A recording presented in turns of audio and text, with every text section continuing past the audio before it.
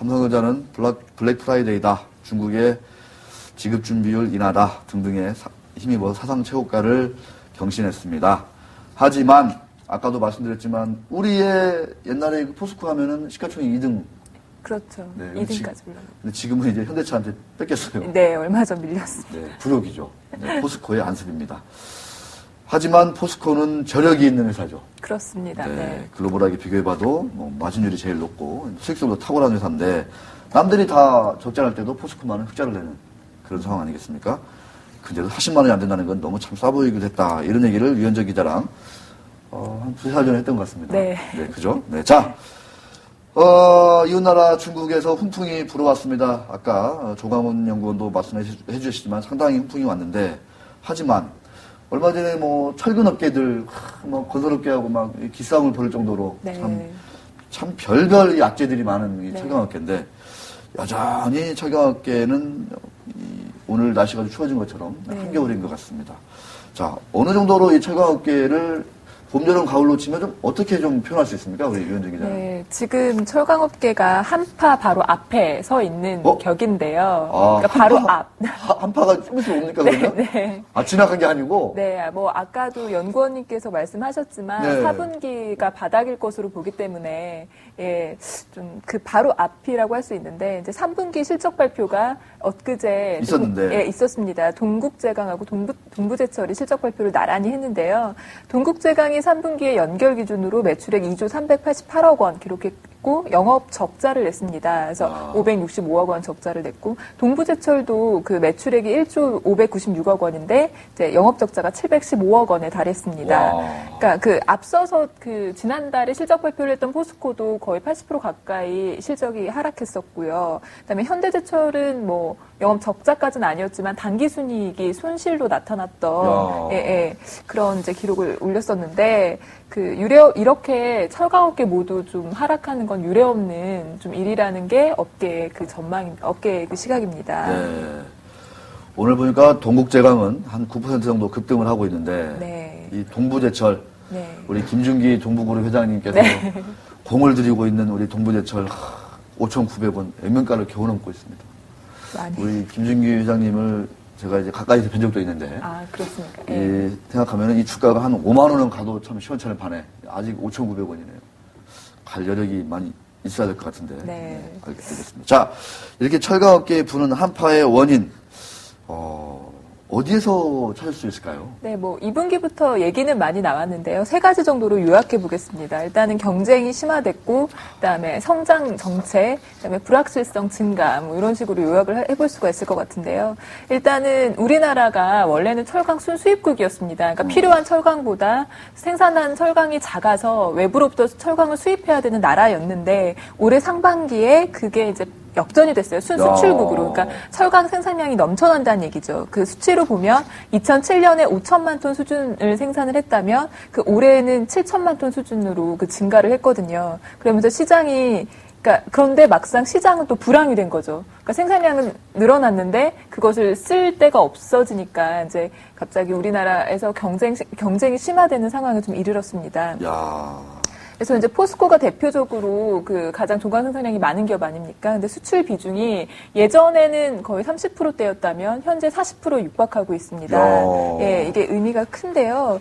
그러니까 이제 수출을 늘려야 하는 상황에 직면한 거죠. 그래서 최근에 이제 중국 그리고 신흥국 이런 식으로 성장을 이제 좀 이어가는 국가들에 수출하기 위해서 내년에도 코일센터라고 철강 가공센터 있지 않습니까? 예, 그것들을 중국에는 한 약 5개 정도 늘릴 예정이고 네. 신흥국에도 꾸준히 늘려간다고 합니다. 네. 예, 또 유럽 지역도 진출하기 위해서 얼마 전에 르노랑 피아트 본사에서 기술 전시회를 열었어요. 그 본사 1층에서 열었다고 하는데요. 뭐 폴란드 제철 회사를 인수한다는 얘기도 있고 최근 터키에도 공장을 지었고 이런 식으로 새로운 판매 판로를 개척하는 활동도 활발하게 하고 있습니다. 현대제철과 동국제강도 마찬가지로 신흥국 중심의 수출 전략을 짜고 있는 것으로 알려져 있습니다. 야, 그렇군요.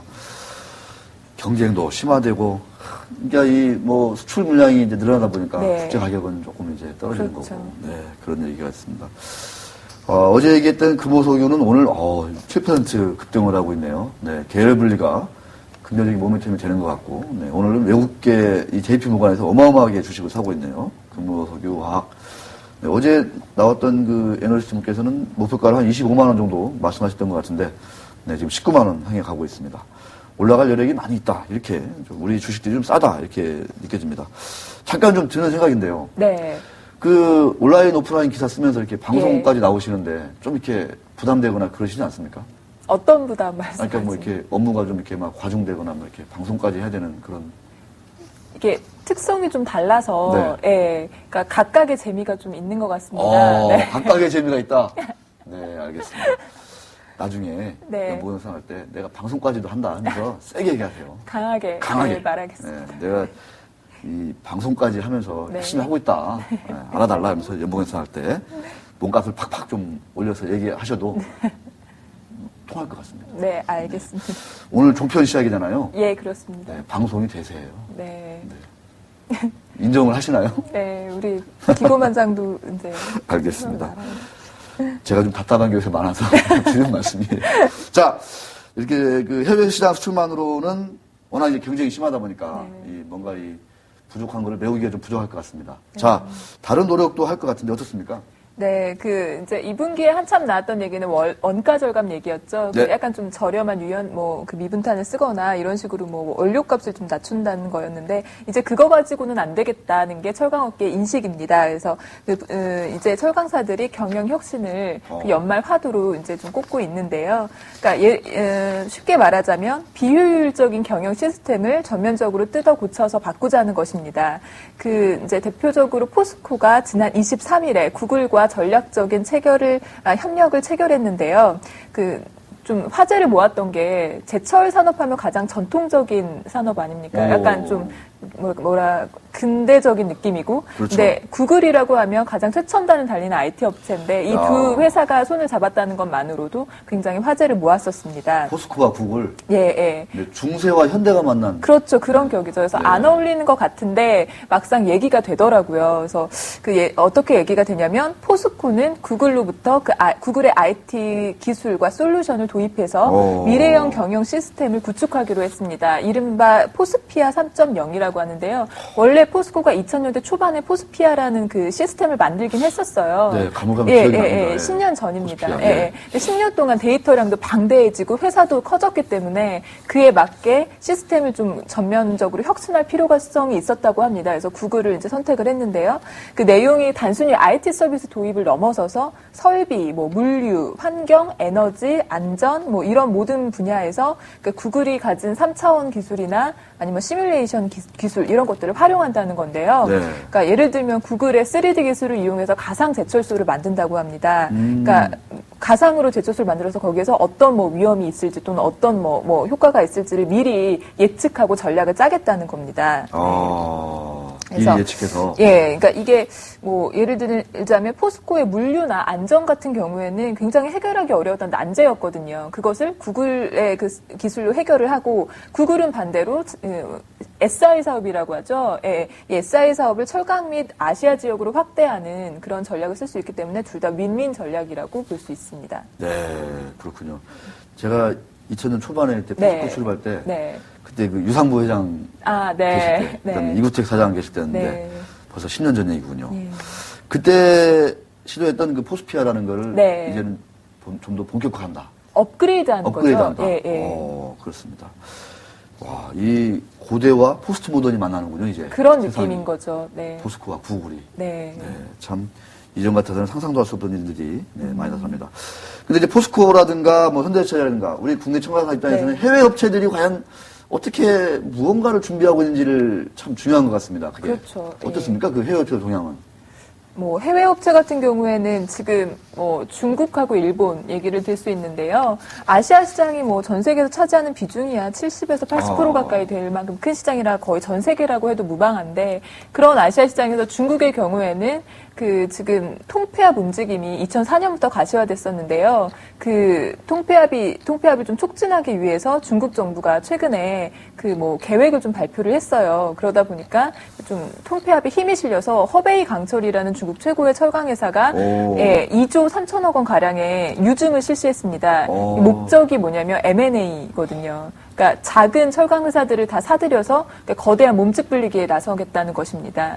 일본 같은 경우, 일본의 신일본제철이죠. 신일철이 스미토모를 내년에 공식적으로 합병합니다. 원래 그러니까 이게 지금 이미 계열사가 됐다고 해도 과언이 아닌데 물리적 합병을 내년에 하는 것입니다. 어쨌거나 규모가 세계 2위의 조강 생산량을 갖춘 기업으로 좀 거듭난다고 하거든요. 네. 그러다 보면 좀 굵직굵직한 기업들이 탄생하게 되면 포스코에게는 그만큼 좀 경쟁사들이 생기는 것으로도 볼 수 있는 것이죠. 그렇군요. 규모의 경제가 있기 때문에. 네, 이래저래 경쟁 측면에서도 좀 포스코는 당분간 좀 한겨울을 보내야 된다. 그렇습니다. 네, 그런 말씀이시군요. 자, 포스코의 월봉을 보니까 삼성전자하고는 확실하게 비교가 되네요. 네. 포스코가 좀 잘 되면 참 좋은데. 원래 근데 포스코는 이제 워낙 철강 많이 생산하기 때문에 인플레이션, 물가 이런 것들 때문에 많이 좀 이렇게 통제가 심했죠. 그렇죠. 그죠? 예. 그런 것들이 영향을 많이 받는 것 같습니다. 자, 우리 유현정 기자와 함께한 철강업계의 한파에 대해서 얘기를 잘 들어봤습니다. 자, 이 한파는 이 시장에서는 미리 반영되는 측면이 분명히 있는데, 예를 들어서 지금 4분기인데, 내년 1분기가 바닥이다, 또는 2분기가 바닥이다 하면, 주가는 지금부터 올라갈 수가 있는 거죠. 그런 것들을 같이 염두에 두시면서 좀 공부를 해봐야 될 것 같습니다. 자, 종목 탐험 짧게 넘어갑니다.